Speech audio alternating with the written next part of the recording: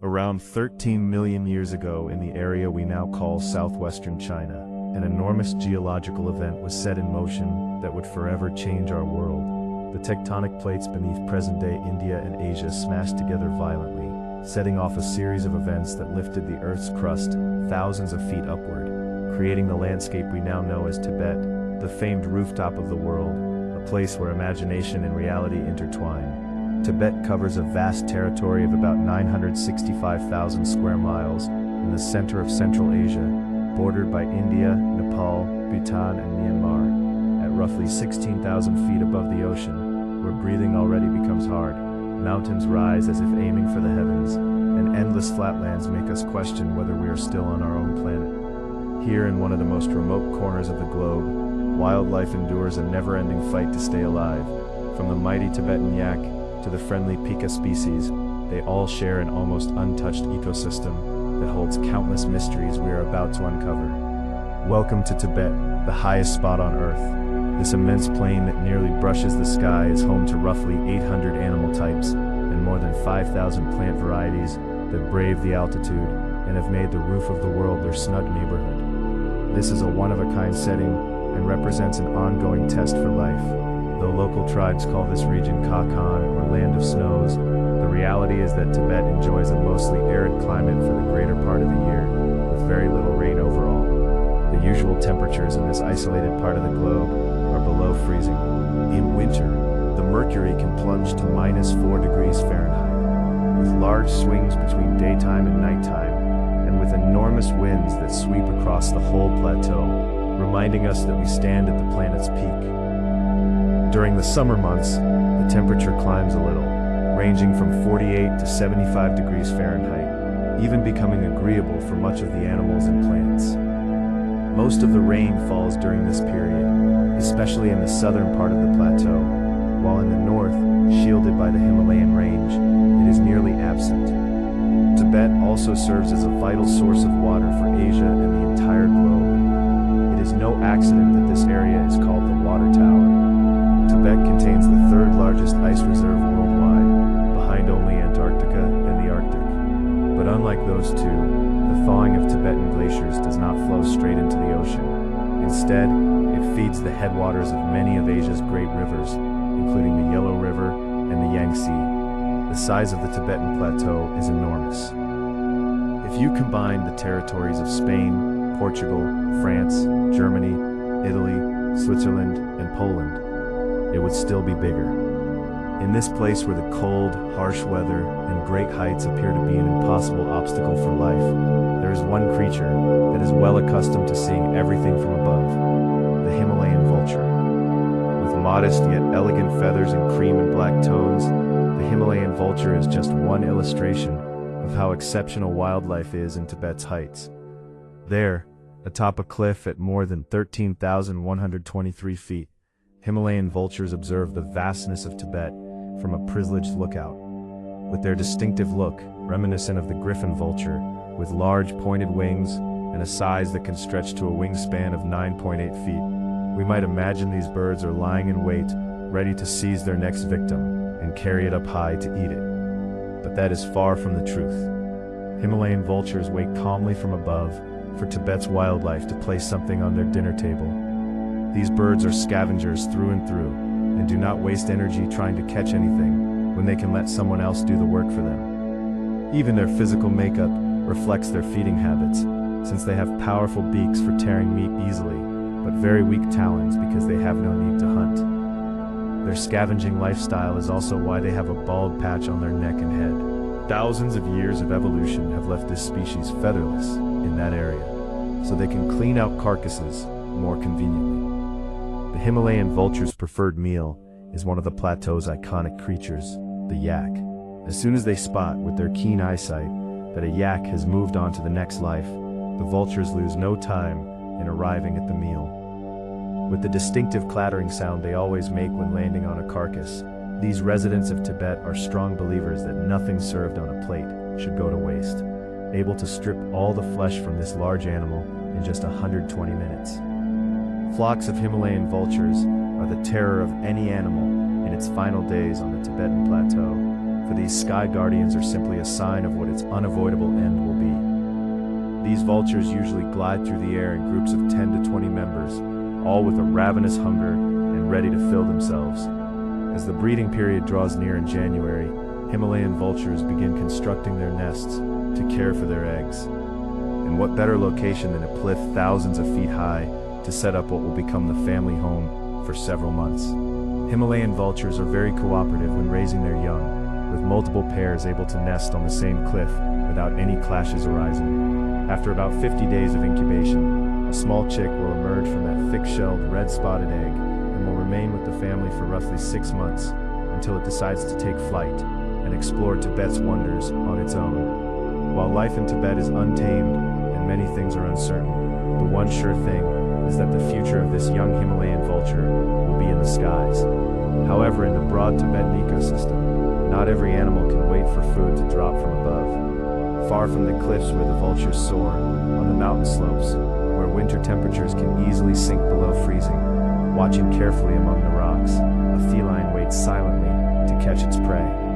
Able to perform amazing leaps of up to 49.2 feet in distance, and dressed in a grayish coat that makes it almost invisible to its prey, blending flawlessly with the icy landscape.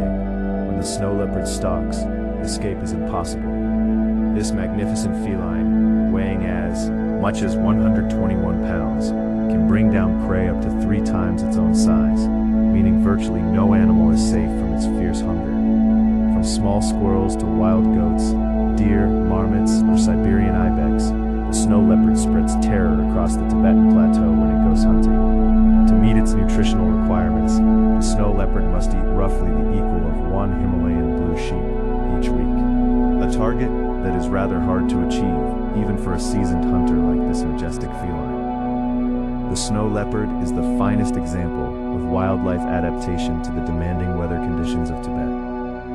Usually living on mountain slopes where the scenery is colored in gray and white, its fur camouflages it perfectly with its surroundings. The paws of this feline are like a type of snow boot that helps it move without difficulty across the frozen grounds it inhabits. When the low temperatures of Tibet press down, or rather almost all the time, the snow leopard is perfectly comfortable, as years of evolution have given it a heavy coat that serves as a natural overcoat, reaching up to 4.7 inches thick in some places. In addition, it uses its exceptionally long tail, which often measures around 39.4 inches, as a wrap, keeping the rest of its body warm. And when it needs to walk across the rocky and steep terrain it usually occupies, it helps it keep its balance. Likewise, its large nostrils allow it to warm the air it breathes, acting as a kind of mask. The daily schedule of the snow leopard is not usually very active. This feline, between naps and rest breaks, spends up to 18 hours a day doing so, allowing it to conserve all its energy for the moment of the hunt, because not even the glorious king of the Tibetan mountains knows when he will eat again. While it is true that upon seeing this feline one only expects a roar that echoes for several miles, the snow leopard is the only member of the Panthera genus that cannot roar. The life of the snow leopard on the Tibetan plateau is generally quite solitary and secretive. The vastness of the region is perfect for its territorial nature, as a single individual can control up to 386 square miles of territory. The most active times of the day for this big cat are at dusk and dawn, when mountain goats, one of its favorite prey, should hide for their own safety. Although starting a family is not such an easy task for the king of the mountains, when the chance arises to find a female in heat, he will not think twice. The females of this species produce a unique howl that signals they are ready for reproduction. After mating, both felines begin a walk of between 2 and 8 days, where the female will look for a rocky space to prepare with bits of fur for her little ones, and the male will eventually depart. After between 90 and 100 days of pregnancy, the mother gives birth to 2 small cubs. She, like a good single mother, will take charge of caring for her children, nursing them and shielding them from the dangers of Tibet. After a year, they will be ready to find their own territories and continue to be the kings of the mountains in this majestic region of the planet. But the vastness of Tibet does not only contain fierce predators and scavengers, wandering in search of their next meal. Among the endless forests of this part of the world, there is a friendly animal, that prefers to take things more slowly and live life at its own rhythm, munching on delicious bamboo branches. With its characteristic vintage black and white coat, the panda bear is a resident of the Tibetan neighborhood that needs no introduction. Its gentle and calm disposition makes it one of the most beloved animals in a territory where daily life is usually a struggle.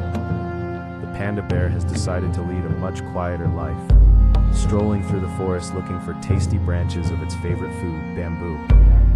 With the worry that food shortage in the region can cause for some animals, the panda forgets about that complicated world of competition for food.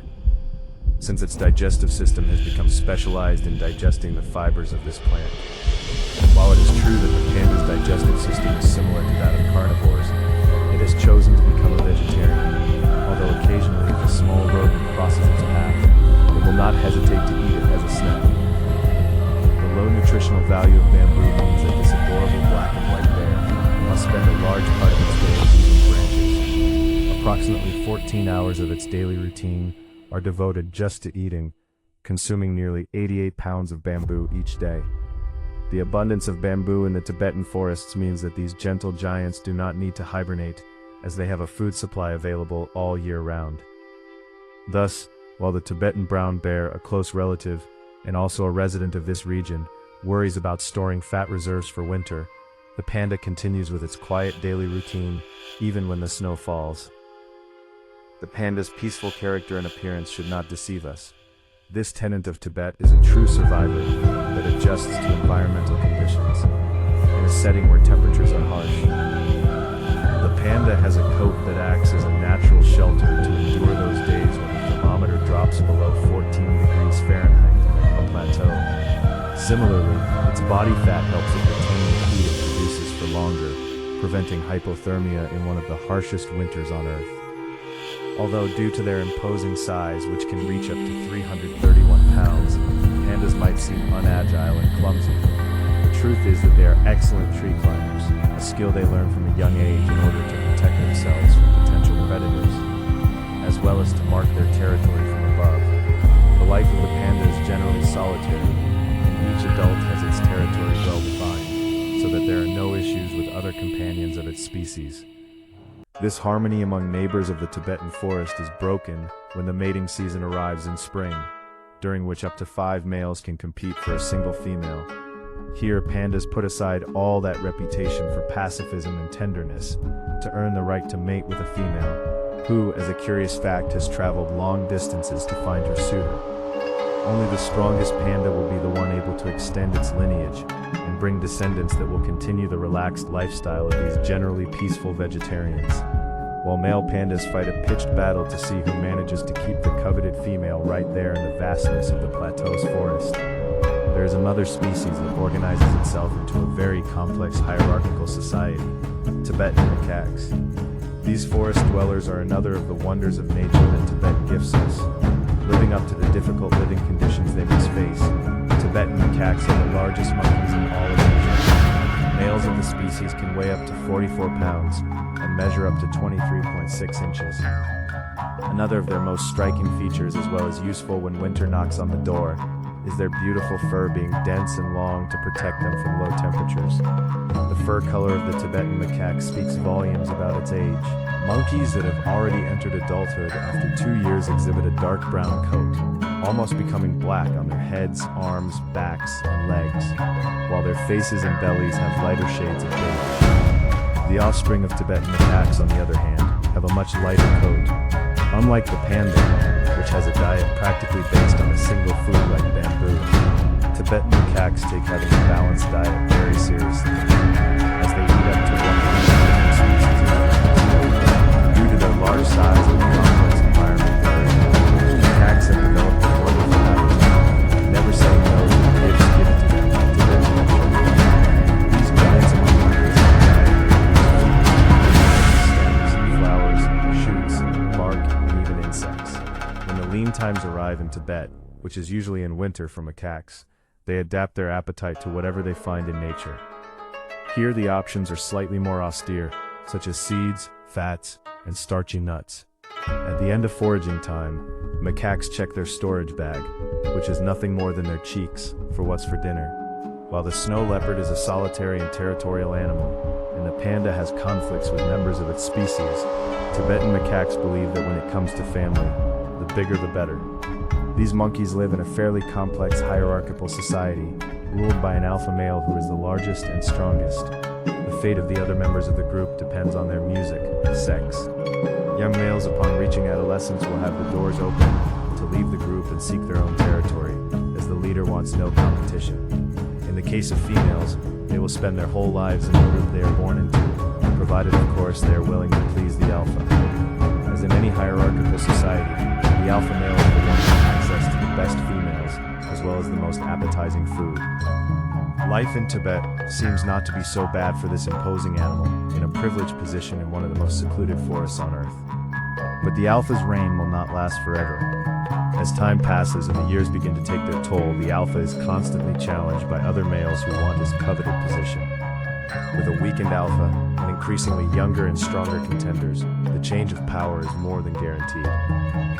Another important event that often occurs in macaque groups in Tibet are fissions. When a group has grown very large in number, up to 40 or 50 members, resources begin to run scarce, and usually the youngest decide to leave to start a smaller group where their survival will be easier. This, without a doubt, is a risky gamble, in which only time and wildlife decide whether to Tibetan macaques are facing a future full of uncertainty, hopes for a better life. Let's take a walk through Tibet, a place where every space is full of beauty and wildlife. You'll find a species of ecosystem is much to thank for: the pika. The pika is the smallest mammal on the entire high plateau. Weighing only between 3.5 and 10.6 ounces, these little workers see hard work and ingenuity as the only way to survive Tibet's difficult living conditions. Pikas are not just a single animal species, but a whole genus that includes 29 remarkably uniform species, and Tibet is home to many of them. Looking very similar to common guinea pigs, covered in a dense coat in different shades of brown, and with a not at all threatening appearance, it is perhaps hard to believe that these cute animals are true survivors, and that many other Tibetan species depend entirely on their existence. Pikas play a very important role within the delicate Tibetan ecosystem. Being small herbivores, they spend much of their time foraging for food in the meadows, so they often dig around trying to find seeds or shoots, thus oxygenating the soil of the plateau, which helps in its preservation. When pikas are not roaming the meadow looking for food, they are most likely in their rudimentary burrows. In their cozy homes, they usually protect themselves from the abundant predators. They have in their habitat, as well as stored food for the harsh Tibetan winter. And speaking of winter, one of the keys to the survival of pikas in these freezing temperatures lies in making preparations well in advance. Since these small mammals do not hibernate, they do not need to gain weight before the cold weather hits the plateau. They instead spend the entire summer pumping up their pantry with all kinds of grasses, shrubs, lichens, and mosses, so that when the lean season begins, they are well prepared. While it is true that pikas feel more than comfortable at temperatures below -13°F, when the Tibetan winter arrives, they have no choice but to hide in their burrows. In this season of the year, despite not hibernating, pikas decrease their metabolism by up to 30% in order to better manage the food reserve they have. Although under these conditions a handful of herbs can be worth its weight in gold, pikas are very cooperative with each other and usually share food with their burrow mates. Of course, there are always some pikas that want to abuse this hospitality and seek to plunder nearby food reserves. In these cases, altercations often arise between these small mammals to protect the hard work they did during the summer. No matter how well-planned pikas are with their winter preparations, you never know when the Tibetan plateau will bring more freezing days than usual, and often the stored food is not enough for everyone. Here the pika is forced to do something unexpected, but which shows a bit of the ingenuity and will to live of this animal. It leaves its burrow and finds a food that may not be very refined, but which covers its nutritional demands: the feces of the glorious wild yak.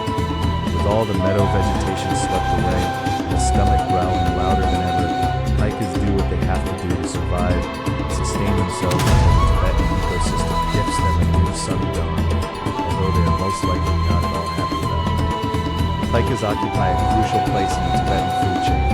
When medium-sized prey is scarce due to the harsh conditions on the plateau, they present a good food source for species like foxes, hawks, and cheeses, and are even the favorite food of the brown bear. Alpacas represent a highly varied genus of species inhabiting the Tibetan plateau. There is an animal that is the sole survivor of its taxonomic family, a symbol of survival, even when its habitat is threatened, the red panda. Despite sharing its name, the red panda is not closely related to the giant black and white bear that also inhabits the Tibetan forests. In fact, evolutionarily, it is more closely related to raccoons. With a size similar to that of a domestic cat and an abundant coat that truly lives up to its name, the red panda is one of the most iconic species in this region of the world. Although at first glance it looks very cute, the red panda's physical constitution is a gift from nature for its survival. Its fur, like a good inhabitant of Tibet, is thick and quite dense to protect it from the low temperatures and the wind at this altitude on the planet. A long, bushy tail helps it just as it does with the glorious snow leopard to protect itself from the cold by using it as a scarf and to maintain its balance on slippery ground. Its short black legs are a clear example of the adaptation of animal species to their habitat, since on the one hand they have thicker fur ideal for walking on snow, and when it is time to climb without any effort, the red panda brings out its semi-retractable claws to climb trees and reach safety from predators. For the red panda, there is no better way to start the day than with a good grooming before going out for a trot. This furry animal performs a washing ritual for its skin, licking its paws and massaging its back and abdomen. Although it has little to nothing to do with the majestic Tibetan panda, they do share many characteristics in their behavior and habits. For starters, both are excellent sleepers. The red panda can spend up to 2/3 of its day resting, usually among tree branches, curled up over its tail. By the time they are not saving their energy with a comfortable nap, red pandas are eating. And if your name is Panda, what else are you going to eat other than bamboo? Approximately 60% of the red panda's diet is made up of this very sustainable food. But since you can't always eat the same thing, to vary the diet a bit, this small mammal also often tastes leaves, flowers, fruits, berries, insects, and even small mammals and birds it stumbles upon. Because yes, its digestive system is capable of digesting meat. When you measure no more than 23.6 inches and live in a neighborhood as wild as the Tibetan forest, you must know how to defend yourself because your appearance doesn't inspire much fear, so to speak. In the moments when the panda is threatened by an intruder in its normally calm habitat, it has two options. The first, if it sees the opportunity, is not to hesitate to leave the fights in the middle of the forest to other species and escape to the nearest tree using its advanced climbing skills. If the situation is left in no escape, the not at all fierce red panda has no other choice and will have to muster the courage to face the bullies, standing up on its hind legs to appear larger and using its sharp claws to attack. Although the red panda's most common predator is the glorious snow leopard, against which in a hand-to-hand fight it would never have a chance, this strategy can sometimes work as a last resort before becoming part of the feline's menu. However, becoming prey to the fearsome snow leopard is not the only concern that can cross the mind of some wild species in Tibet. In the vast and freezing landscape, another hunter stalks with a very different lifestyle, the Tibetan wolf. This cunning carnivore faces not only the challenges of the terrain, but also the responsibility of leading and feeding its pack in one of the most hostile regions on the planet, music. After having earned the position of dominant male of the pack, this wolf is chosen to breed with the best female. In the complex lifestyle of Tibetan wolves, this is a survival measure that guarantees the strength of the pack with pups that have the best possible lineage. The little ones, usually between 4 and 6, are born in the spring, when the Tibetan plateau offers the best conditions for life. During this time, they will depend on their mother's care as they weigh only about 14.1 ounces. Despite having to fulfill the role of family provider in this inclement place, it's not all bad news for the Tibetan wolf, as nature has been generous to it, endowing it with all the necessary skills to be a successful hunter, even in this demanding environment.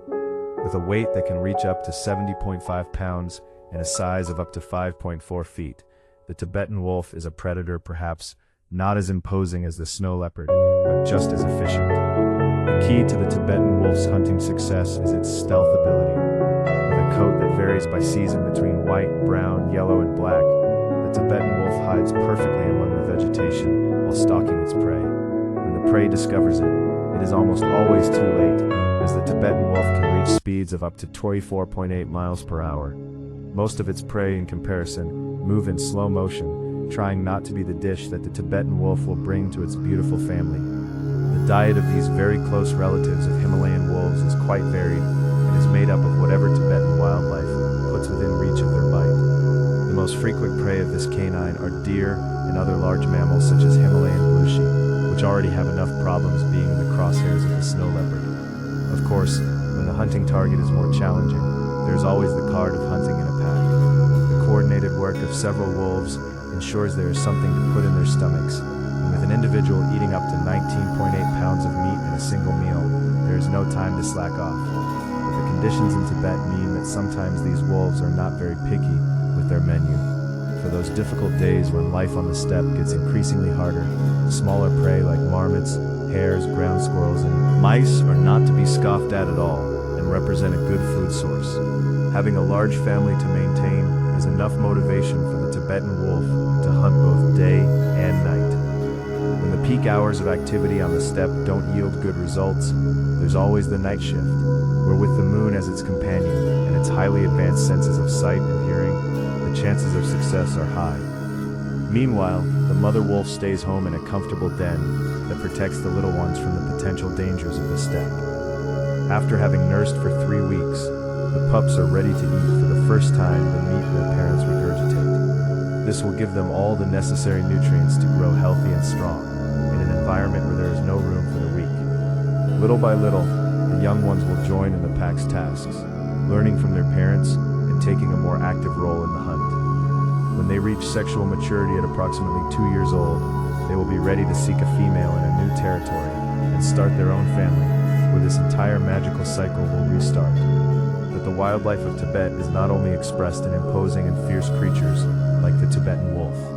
There are also species that do not particularly stand out for their size or aggressiveness, but which still surprisingly have adapted to this majestic ecosystem and made Tibet their personal burrow, such as the friendly Himalayan marmot. Perhaps at about 17,060 feet above sea level, one of the animals we would least expect to encounter would be a cute marmot. But make no mistake, what the marmot lacks in size and ferocity, it makes up for with cunning and planning.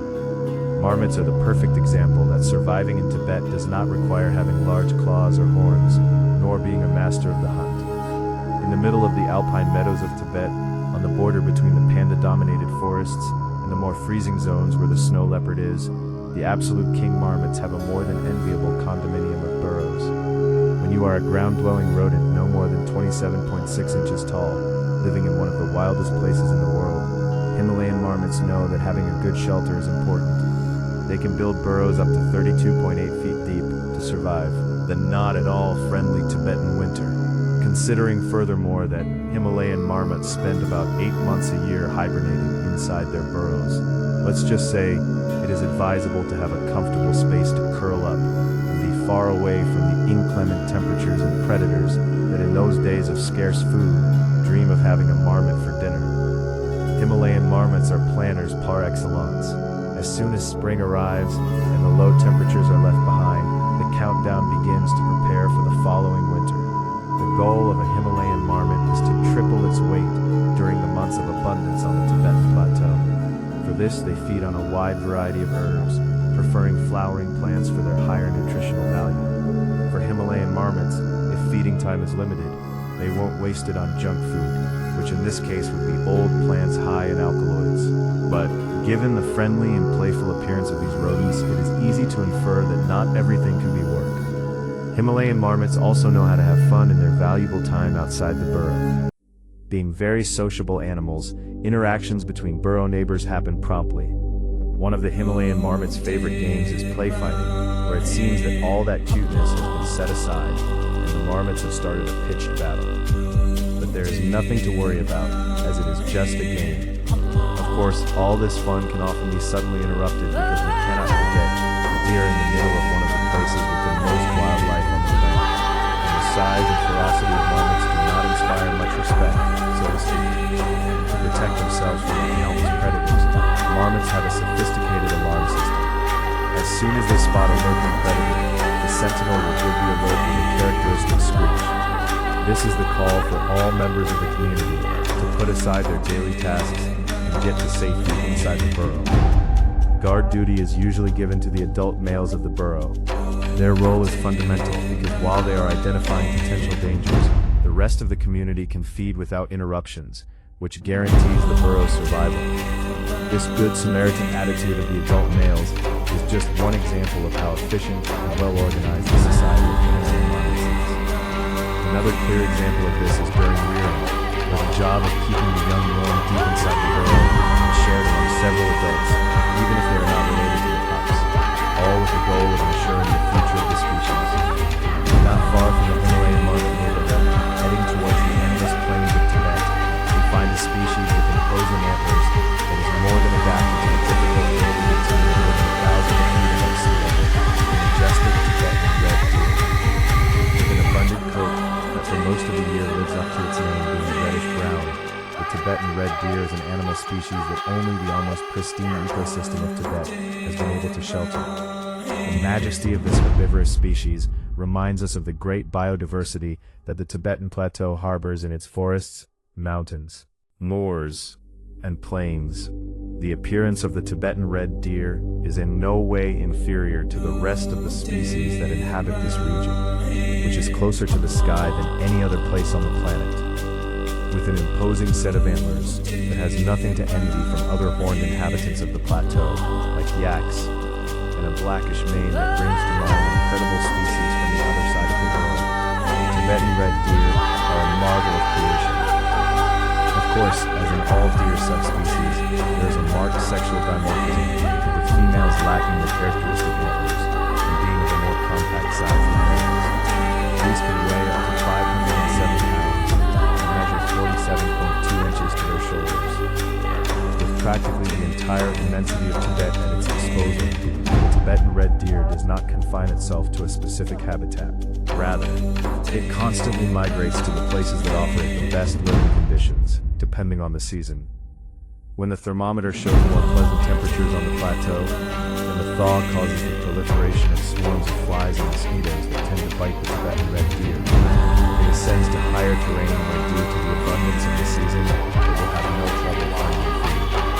Conversely, as winter sets in, the idea of living in freezing mountains thousands of feet above sea level doesn't seem very attractive for its survival. The red deer seeks new destinations, ascending to terrains where taking refuge from the cold will be easier, and there will be more food available. And speaking of food, the Tibetan red deer has a very varied diet made up of grasses, leaves, shoots, sprouts, and even bark. For him, it is quite simple. If nature produces it, he devours it. The deer individuals that inhabit the lower areas of the plateau usually browse on trees of which their favorite is the abundant willow. Every part of the anatomy of the Tibetan red deer has a function for its survival. Its thick and striking coat helps it withstand the cold conditions of the Tibetan climate, just as its sensitive snout is crucial for detecting predators and communicating with each other via pheromones. But there is one part of their body they will use, and a lot, once the breeding season begins. This part can measure up to 27.6 inches and is attached to their head. When the rutting season starts and there are females at stake, Tibetan red deer bring out their wildest side and face off in a combat that will choose the male who will procreate with the fertile females. It all starts with a characteristic roar that announces the beginning of the battle. After this, each male will lunge with all his might, using his antlers as true weapons, pushing forward until forcing the opponent to surrender, or even until one of the two perishes. The winner will have the herd's females at his disposal for reproduction, whom after mating he will abandon to continue his life with a group of males. The females will have to handle raising the young on their own, as well as looking after themselves during gestation, which lasts for no less than 33 weeks. At the end of this challenging period, each female will give birth to a calf that will give mother's milk for at least 8 months. Tibetan red deer calves will learn from the herd's customs everything necessary to survive on the steppe. Upon reaching a mature age, which is usually between 3 and 4 years old, the males leave the herd to explore new horizons on their own, while the females will stay in the group, where upon reaching sexual maturity, they will be ready for the arrival of the rutting season, in which males will once again engage in combat for the privilege of breeding, restarting the cycle of life of this majestic herbivore. With hundreds of animal species like the agile snow leopard or the raptorial Himalayan vultures dominating the Tibetan plateau, there is an animal so amazing that overshadowing the rest, has earned the place as Tibet's most emblematic species, the colossal yak. The yak is a large bovine with abundant hair that has turned the high plateaus of Tibet into its cozy home. These colossi, which weigh 2,205 pounds, are capable of inhabiting altitudes of 19,605 feet. Cope with Tibet's hostile temperatures, yaks have perhaps the warmest coat in the entire state. The yak's coat is impressively long all over its body, especially in the abdomen area. This thick layer of fur, black and red, the Tibetan sky on winter nights, along with its large percentage of body fat, constitutes a personal heating system that allows the yak to not even flinch, even when the rest of the plateau's wildlife is not having its best days. The majesty of the yak forces Mother Nature to crown it as the king of Tibet. And what better crown than a pair of horns more than 3.3 feet long adorning its head? These grow almost horizontally from its head and then curve upward and inward, giving them that peculiar characteristic shape. When it comes time to feed the yak, it forgets all pretensions of being part of Tibetan royalty and maintains a simple diet. The ability to adapt to food availability in this isolated place in the world is what makes the yak an expert at survival at high altitudes. The yak's diet consists mainly of grasses, shrubs, mosses, and lichens. Thanks to its developed digestive system, it can absorb nutrients even from these foods with low protein and mineral content. The yak is by far the model of an ideal Tibetan inhabitant. Despite growing into striking bovines weighing up to a ton, they are incredibly good climbers and adapt to practically any terrain in their habitat. When food is scarce in one place, yaks don't think twice and seek new horizons where they can satisfy their modest nutritional needs. For this, their advanced sense of smell serves as a compass, as this allows them to detect good pastures. While life for some yaks passes in solitude, with no more company than the stars that seem to be closer at this altitude on the planet, others decide to live in groups of up to 12 individuals. Daily coexistence among yaks is usually peaceful and is very helpful for huddling together on those harsh winter days. When the warmest months arrive in Tibet, the yak adopts new customs, as it doesn't have to be in maximum survival mode. Having such a lush coat useful for winter, but not as practical in summer, many yaks decide to spend a different kind of time and take a bath in any of the tributaries within their reach. Finding themselves in one of the most important hydrological reserves in the world, they have no problem finding a splash pool. Contrary to the case of species such as Himalayan blue sheep-peakers or Tibetan red deer, which live on the edge by being targeted by the largest predators. The yak is at the other extreme, having no natural predators. While it is true that there are occasional attacks by Tibetan wolves and snow leopards on calves, these are very sporadic, and adults are not usually threatened by the fierce predators of the plateau. With this, the yak undoubtedly stands as the dominant species in Tibet, having all the characteristics of the perfect survivor in the harsh conditions in this corner of the world. Though there are many ways to describe this species, posing, majestic, or colossal, untamed is not an adjective that fits these profiles. Yaks have been domesticated by Tibetan locals. These giants are the engine that drives the development of human settlements, serving as pack animals, providing an immense supply of wool. Although human settlements have much to thank the resilient yak for, the truth is that from this relationship, bovine cannot benefit at all. The domestication of the yak for about 3,000 years on the Tibetan plateau has reduced its wild species to only approximately 10,000 mature individuals. The poaching of these giants, as well as their crossbreeding with cattle herds, has led to the yak currently being classified as a vulnerable species. Of course, there are many efforts underway in preserving this large-sized specimen. Today, throughout China, the wild yak is a protected species, and various reserves have been created that seek to stimulate its reproduction in a natural state. But the powerful yak has not been the only species affected by climate change in this almost unreal place on our planet. According to various studies, the Tibetan high plateau is warming at a pace 3 times faster than the rest of the Earth. This causes the abundant glaciers, where for example incredible creatures like the king of the mountains, the snow leopard live, to disappear, creating a crisis in this ecosystem that until a few years ago was considered pristine. Desertification is another phenomenon that inhabits animal life in Tibet. The abrupt temperature changes on the plateau, what until a few years ago could be alpine meadows, where Himalayan monarchs had their complex burrow systems, today have become desolate deserts, where wildlife is elusive, and vegetation is gone, perhaps never to return. The instability of river sources due to the sudden melting of glaciers is changing the habitat of hundreds of species at once. And those streams that previously fed the growth of willows eaten by Tibetan red deer, today only small pools of them, even in the warmest summers not even now. The Tibetan forests and with them all their animal species are also being severely affected by human activities in the area. Deforestation has wiped out dense forests that served as homes for species such as the gentle panda or the troops of Tibetan bats. The transformation of the Tibetan ecosystem does not originate exclusively from human activities in this region of Asia. Scientists have shown the burning of forests in the Amazon rainforest, more than 12,427 miles from the home of the yak, influences the temperatures of the Tibetan plateau.